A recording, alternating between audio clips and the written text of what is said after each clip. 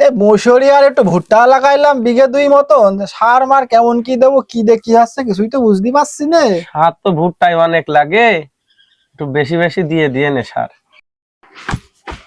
ও ভাই, কি হইলো রে? বাপু বলছিলাম কি, হাশেমের ছেলে রাশেদের বাড়িটা কোন জায়গায়? ঠিক তো চিনতে পারলাম না।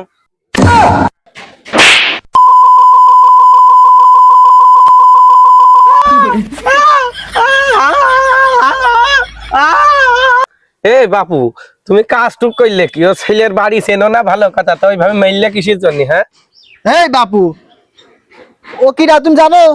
কিটা? ওই তো সে লেগে হাসেমের ছেলে রাশেদ।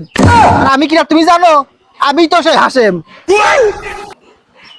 শালা ছেলে কোনটা আলবাল চাল খেয়ে এসে বাপের কষ্ট ভাই। আমি যে বললাম এ ছেলে ফেলে যে সব নষ্ট হয়ে গিয়েছে, আপনার ছেলে তো ভালো মনে করতাম, আপনার ছেলেটাও গিয়েছে তাহলে।